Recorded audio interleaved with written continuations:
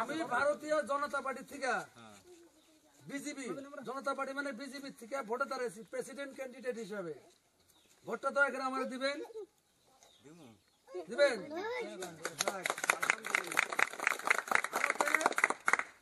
BJP সরকার, আসামও BJP সরকার। আমি আপনাদের গরিব মানুষের সহায় সহযোগিতা করার জন্য আপনাদের সম্মুখে আমি ভোট নিয়ে আসছি। তো ভোটটা দয়া করে ইনশাল্লাহ আমার দিবেন।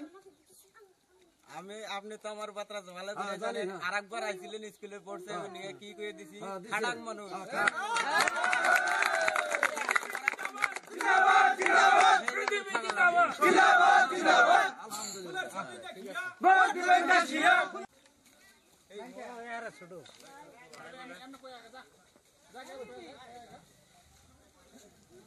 ব্যানারটা নিয়ে যাও, ব্যানার দিয়ে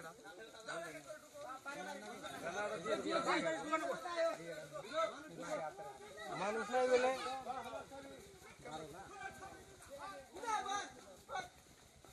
বিজেপি জিন্দাবাদ জিন্দাবাদ জিন্দাবাদ জিন্দাবাদ জিন্দাবাদ জিন্দাবাদ জিন্দাবাদ জিন্দাবাদ জিন্দাবাদ জিন্দাবাদ।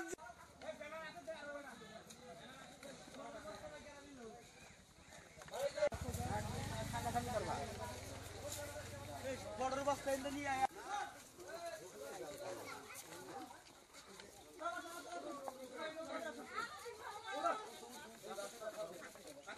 নিউজ লাগাছে না উড়ান দু একটা দাও এটা ভালো হয় না সামনে আয় না গো কই আর দিতে ভাই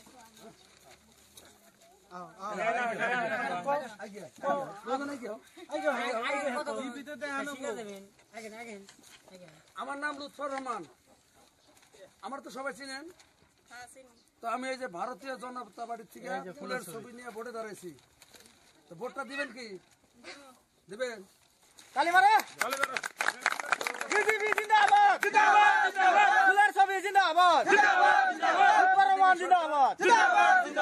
সরকার, আমি গরিব মানুষ, আপনারাও গরিব মানুষ, তাই আপনাদের সহায় সহযোগিতা পাইলে যদি আমি ভোটে জয়যুক্ত হই তাহলে আপনাদের কিছু সহায় সহযোগিতা করা বড়। তো ফুলের ছবিতে ভোটটা দিবেন তো ইনশাআল্লাহ?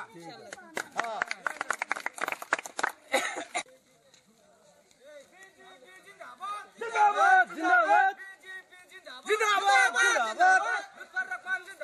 জিন্দাবাদ জিন্দাবাদ। ভোট দিবেন কোন ছবিতে? ভোট মার্কা ছবিতে। ভোট দিবেন কোন ছবিতে? ভোট মার্কা ছবিতে। বিজেপি জিন্দাবাদ জিন্দাবাদ জিন্দাবাদ। লুৎফর রহমান জিন্দাবাদ জিন্দাবাদ জিন্দাবাদ। এই দেখে খড়ে রও না। বিজেপি জিন্দাবাদ জিন্দাবাদ জিন্দাবাদ। বিজেপি জিন্দাবাদ। মানুষ মুগ্ধা ফকাসি আইন এনাস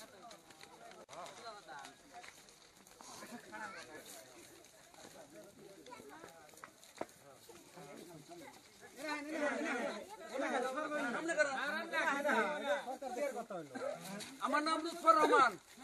আপনারা চিনেন আমারে? আমি এই যে ভারতীয় জনতা পার্টির থেকে প্রথম ফুলের ছবি নিয়ে ভোটে দাঁড়াইছি বিজেপির থেকে। ভোটটা দিবেন তো এখানে আপনারা? আচ্ছা ঠিক আছে। আপনি দিবেন?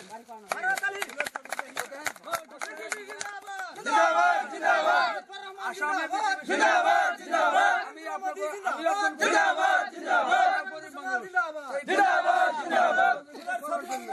জিন্দাবাদ জিন্দাবাদ যুক্ত করেন ইনশাআল্লাহ। আপনি ঠিক আছে ধন্যবাদ।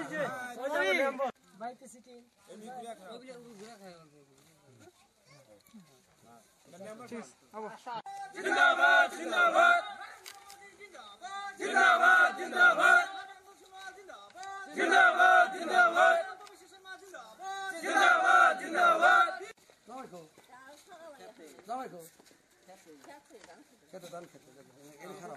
ওই যে টিভি আছে দেখো।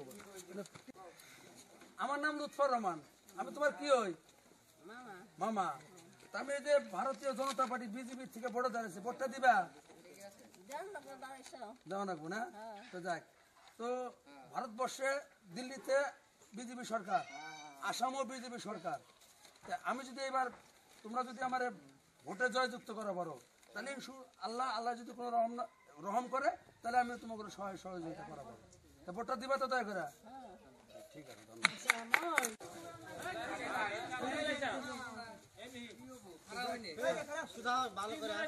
আমি ভারতীয়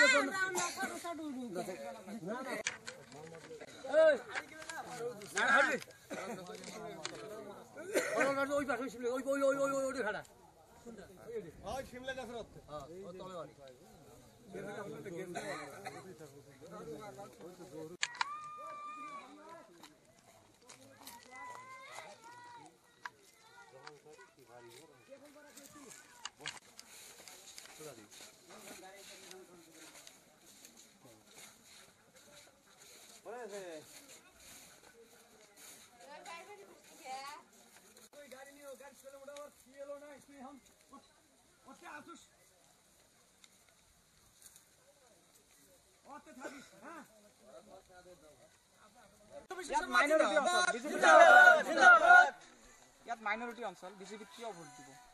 বিজেপিত ভোট দিব কারণ দিল্লিত বিজেপি সরকার আছে, আমার অসমতো বিজেপি সরকার আছে। রাইজে বুঝি পাইছে যে বিজেপি সরকার ভাল, গতিকে রাইজে একমত হৈছে এইবেলি বিজেপিত ভোট দিব। কালাপানী জিপিত মানে বিজেপিৰ ভোট কেনেকুৱা হ'ব? কাৰ লগত প্ৰতিদ্বন্দ্বিতা হ'ব? মই আশা কৰোঁ, মই বিজেপি কেণ্ডিডেট, মোৰ নাম লুৎফৰ ৰহমান, মোৰ লগত কাৰো লগত প্ৰতিদ্বন্দ্বিতা নহ'ব। মই বিপুল ভোটত জয়যুক্ত কৰিম, কাৰণ মানুহ মোৰ লগত সঁহাৰি দিছে, মানুহ একমত হৈছে যে বিজেপিত ভোট দিব লাগিব। বিজেপি অসমত চৰকাৰ আছে, আমাৰ ৰাইজৰ বহুত সুবিধা পাব, গতিকে বিজেপি ৰাইজে একমত হৈছে বিজেপিত ভোট দিব। প্ৰতিদ্বন্দ্বিতা কোনো নাই, যিবিলাক কেণ্ডিডেট আছে আনফিটেষ্ট কেণ্ডিডেট, এওঁলোকৰ মানে ইমান হেৰি নাই আৰু। মই আগতে কালাপানী সমবায় সমিতিৰ চেয়াৰমেন আছিলোঁ, এতিয়াও ষ্টেণ্ডিং চেয়াৰমেন আছোঁ, তথাপি পাব্লিকে মোক এই জিপি প্ৰেচিডেণ্ট হিচাপে প্ৰতিদ্বন্দ্বিতা কৰিবলৈ অনুৰোধ জনাইছে। গতিকে মই বিজেপি প্ৰেচিডেণ্ট হিচাপে মই বহুত ভোটত জিকিম, এইটো মোৰ আশা। আপোনাৰ পৰিচয়টো দিব। মোৰ নাম আমিনা খাতুন, স্বামী ৰিকিবুল হোসেন, শ্বশুৰ আশৰাফ হোসেন, গাঁও কুকুৰমাৰা, জিপি কুকুৰমাৰা। মই ৩ নং ঠেকামাৰী জিলা পৰিষদৰ অসম গণপৰিষদ দলৰ মনোনীত সদস্য প্ৰাৰ্থী। আপোনাৰ কাৰ লগত প্ৰতিদ্বন্দ্বিতা হ'ব? ইউডিএফৰ লগতে প্ৰতিদ্বন্দ্বিতা হ'ব। আমি ভোটত জিকিলে কি কাম কৰিব? ৰাইজৰ কি কাম কৰিব? মই ৰাইজৰ সেৱা কৰিম। অসুবিধা ৰাস্তা ঘাট স্কুল বহুত অসুবিধা আছে, যি আবদাৰ কৰিব মই তাৰ ওচৰত উন্নয়নৰ চেষ্টা কৰিব। ঠিক আছে, হ'ব। ফেকামাৰী জেডপিচিত কাৰ জিকাৰ সম্ভাৱনা আছে? ফেকামাৰী জেডপিচিত আমাৰ আমিনা খাতুনে জিকাৰ 90% সম্ভাৱনা হৈ আছে। এতিয়া কাৰণটো কি? কাৰণ এতিয়ালৈকে 3বাৰ জেডপিচি ইলেকশ্যন হৈ গ'ল আমাৰ মাংগাচৰত। 3টা পঞ্চায়ততে বেলেগ বেলেগ দলত মানুহে জিকাই চাইছে যে একো কাম হোৱা নাই আমাৰ ফেকামাৰী এই 3 নং জিলা পৰিষদত। কিন্তু এইবাৰ আমাৰ যিটো কেণ্ডিডেট দিছে বহুত ভাল কেণ্ডিডেটটো, প্লাছ আমাৰ অকপ দলৰ যিটো ৱেব আছে এইটো মাংগাচৰত বহুত ভাল। 15 বছৰৰ পিছত এই মাংগাচৰ সমষ্টিত প্ৰথম অকপ দলৰ যিটো ৱেব এইটো আছেই, প্লাছ অকপ দলত আমাৰ জাভেদ ইছলাম জইন কৰাত আৰু বহুত বেছি হৈছে অকপ দলৰ। তাৰ উপৰিও আমাৰ জেডপিচি কেণ্ডিডেটটো বহুত অন্য যিবিলাক কেণ্ডিডেট দিছে ইউডিএফ আৰু কংগ্ৰেছত তাতকৈ বহুত গুণে ভাল। কেইটা চিট পাব জিলাখনত? আমি 4টাই আশা কৰি আছোঁ এতিয়ালৈকে। কাকৰিপাৰা আমাৰ কনফাৰ্ম আছে 1 নম্বৰ, 2 নম্বৰ কালাপানী প্ৰায় কনফাৰ্ম আছে, 3 নম্বৰ আমি জিকিমেই, 4 নম্বৰ সুকচৰো আমি জিকিম। আৰু ৰাইজৰ মাজত কেনেকুৱা উৎসাহ যে আচলতে দক্ষিণ মানকাছাৰ জিলাত নতুনকৈ জিলা পৰিষদ গঠন হ'ব, এইটোক লৈ কেনেকুৱা? ৰাইজৰ মাজত উৎসাহ আছে ভাল, যে এতিয়া মানুহ চাই আছে যে অগপৰ ৱেবটো ভাল আছে আৰু মানুহ বিচাৰি আছে যে এইবাৰ জিলা পৰিষদ যিটো চিফ হ'ব যাতে অগপ দলৰ পৰাও হয়। অগপ দলো বিচাৰি আছে, ৰাইজেও বিচাৰি আছে, কাৰণ কংগ্ৰেছৰ প্ৰতি মানুহৰ আস্থা নাই, বহু আগতে হেৰাই গৈছে। 15 বছৰ মানুহে কংগ্ৰেছত চাইছে, তাৰপিছত আহিল বিজেপি আহি যিটো মাইনৰিটিৰ ওপৰত যিটো কমেণ্টছ হৈ আছে, অত্যাচাৰ হৈ আছে, মানুহ বিজেপিৰ ওপৰতো আস্থা হেৰাইছে। এতিয়া মানুহৰ ইউডিএফটো নাই, ইউডিএফ এনেকুৱা অৱস্থা হৈ গৈছে বিজেপিৰ লগত মেকিং কৰি পলিটিক্স কৰি আছে। ইউডিএফকো মানুহ ভোট দি চাইছে, ইউডিএফ জিলা পৰিষদৰ 16 জন মেম্বাৰ হোৱাৰ পিছতে এতিয়ালৈকে চিভ কৰিব পৰা নাই ধুবুৰীত তেওঁলোকে বিক্ৰী হৈ আছে মানুহ এইটোও গম পাই আছে এতিয়া মানুহ এটাই বিচাৰি আছে যে জিলা পৰিষদ যদি অকপৰ বেছিকৈ জিকি আহে তেওঁলোকে চিভ কৰিব পাৰিব তেতিয়া মানকাছাৰ আমাৰ যিটো ডিষ্ট্ৰিক্ট আছে ডিব্ৰুগড় এইটো উন্নতি হ'ব ঠিক আছে হ'ব থেংক ইউ আৰু অগপৰ কাৰ লগত প্ৰতিদ্বন্দ্বিতা হ'ব মানকাছাৰ দক্ষিণ মানকাছাৰ জিলাত ক'ত ক'ত জিকাৰ সম্ভাৱনা আছে আমি আশা কৰি আছো পাঁচটা জিলা পৰিষদ আছে তাৰ ভিতৰত আমি 4টাতে জিকিম ক'ত ক'ত জিকিব তাৰপিছত আমাৰ 3 number Thekamari 2 number 1 number Kakoripara 2 number Kalapani আৰু 4 নম্বৰ সুকচৰ আৰু সাউথ শৰ্মা জিলা পৰিষদ এইটোত কণ্টেষ্ট এইটোতো জিকাৰ সম্ভাৱনা আছে আমাৰ অগপত এই কাৰণত মানুহ ভোট দিব বৰ্তমান যিটো চিচুৱেশ্যন অসমত এই চিচুৱেশ্যনৰ হিচাপত ৰাইজে সকলোখিনি গম পাই আছে যে আমাৰ গণ পৰিষদ দলে প্ৰতিটো বিষয়ত মানে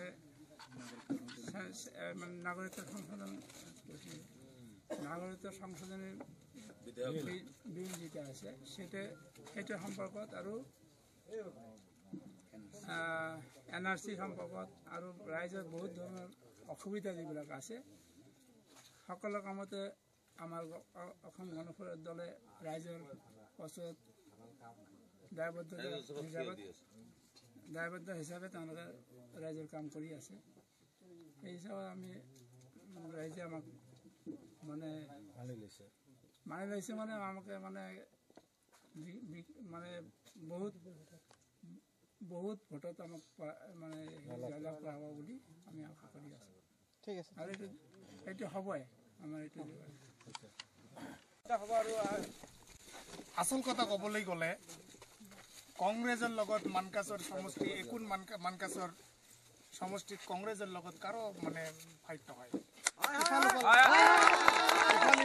10-15-20% ভোট যাব পাৰে কিন্তু 80% ভোট এবাৰ মানকাছৰ সমষ্টিত কংগ্ৰেছ পাব